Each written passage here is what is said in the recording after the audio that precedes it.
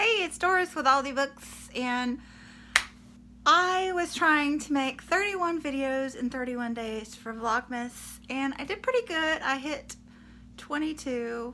There's a little bit of a delayed reaction there. And I've gotten...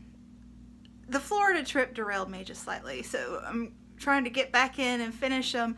Now I'm just trying to finish all my video ideas before I go back to work sometime next week. So yeah, I still have my data from 2017, which I'm excited about. I've been working on this morning, and I have a couple favorite book lists that I've been working on, and probably a December wrap up and a January TBR shelf, and there's something else. There's a bunch of ideas. I just want to get all my ideas that I've had all this time out, and yeah, so go me. That's why there'll be one more vlog, because I also was wanting to vlog all 31 days, and I have mostly done that, so there'll be one more going through New Year's Eve. So yeah, and then I'm gonna stop for a while.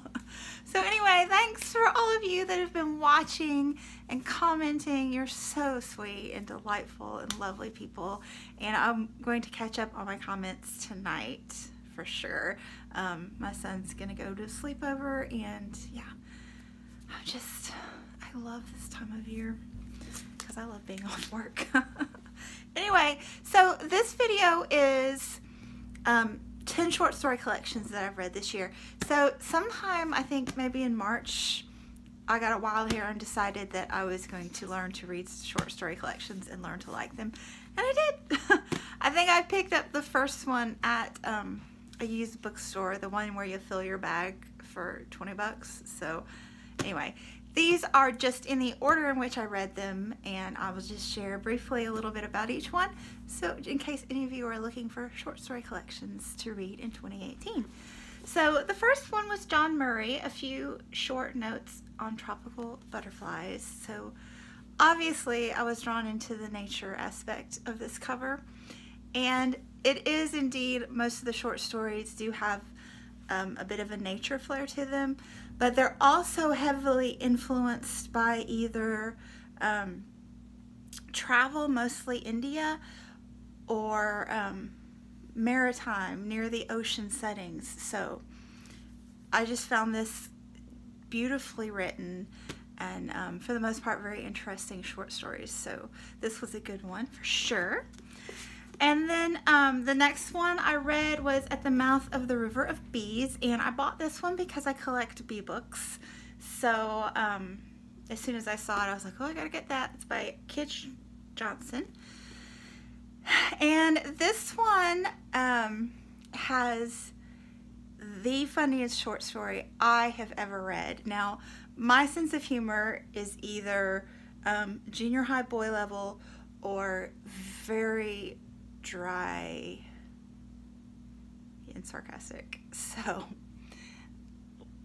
generally in real life I like the junior high boy stuff, and literarily I like the dry sarcastic. So this one was it was something about a harlequin bird. It was a really long title. Yeah, look at this. So you see this right here?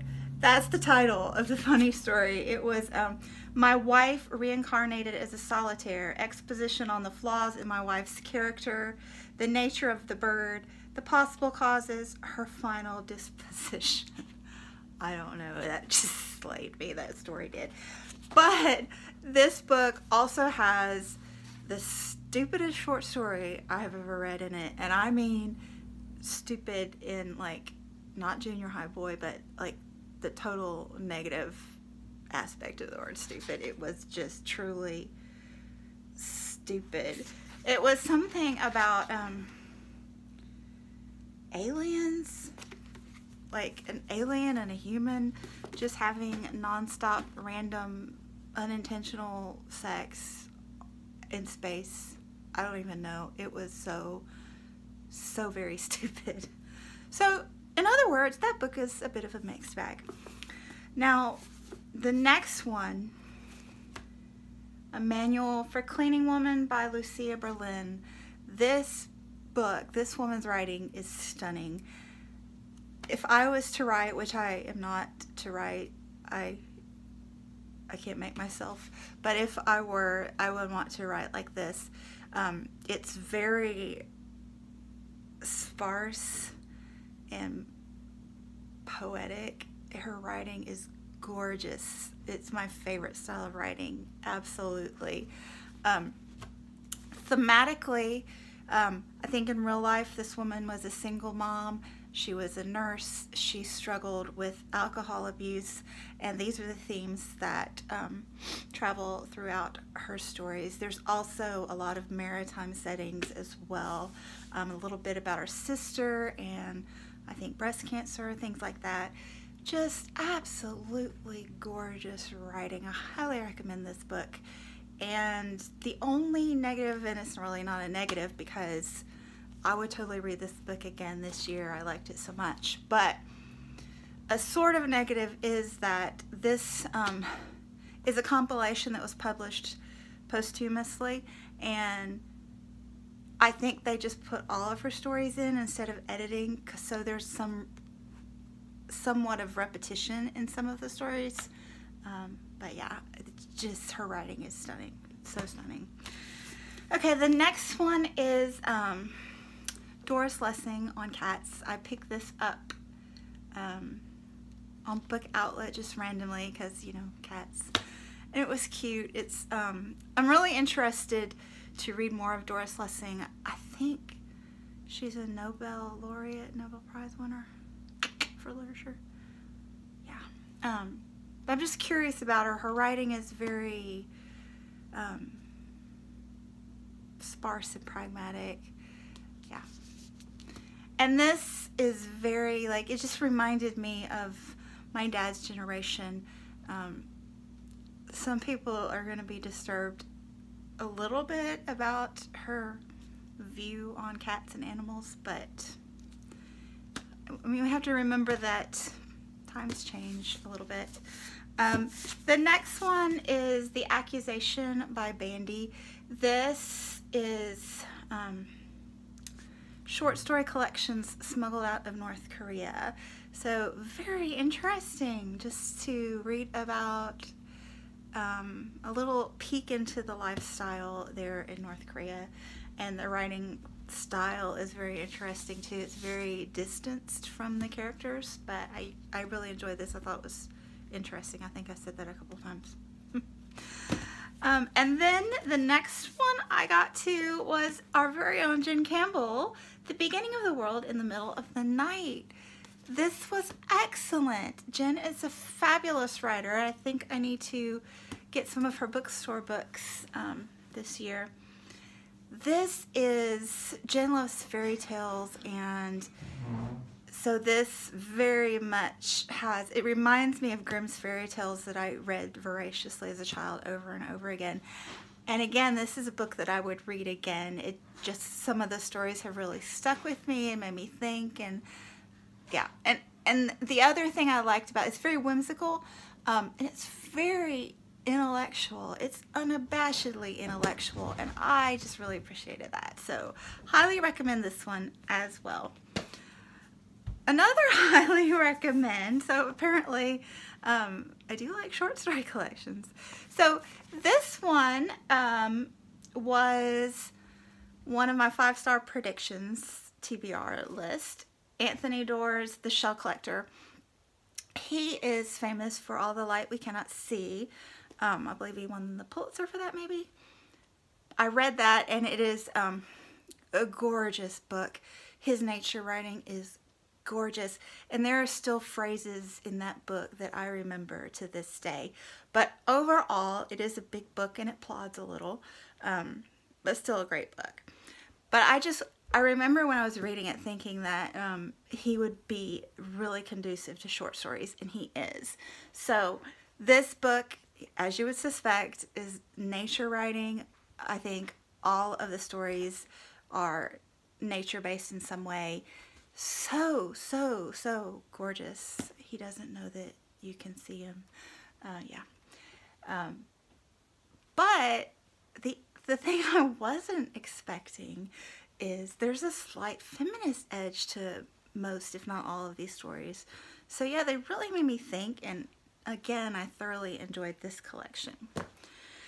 Another fun one, my son picked this one up at the used bookstore, Harry Potter's The Tales of Beedle the Bard.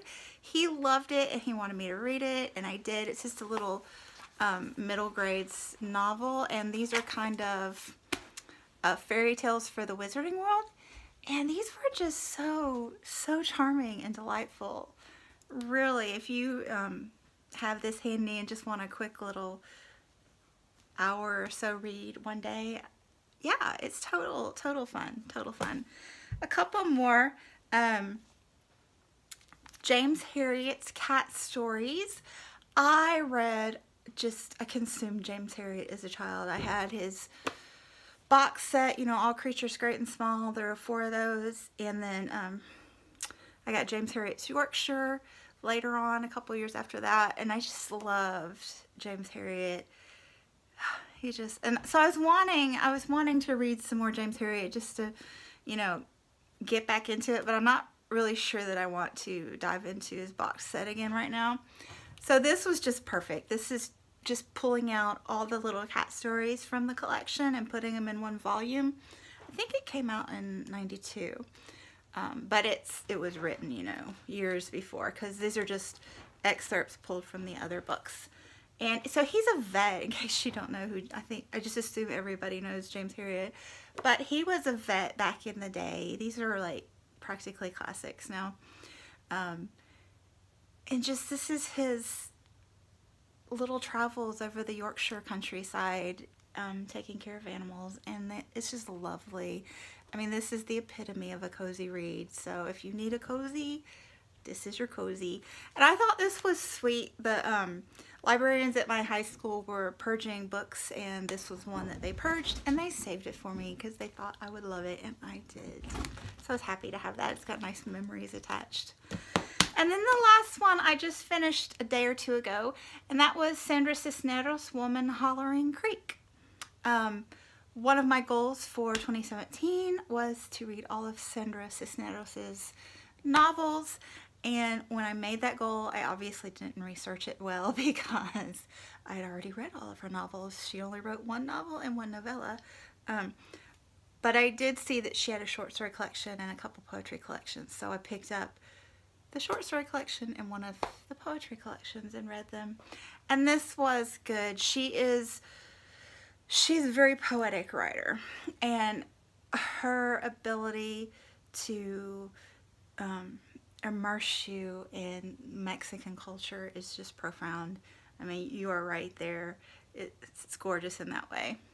So yeah.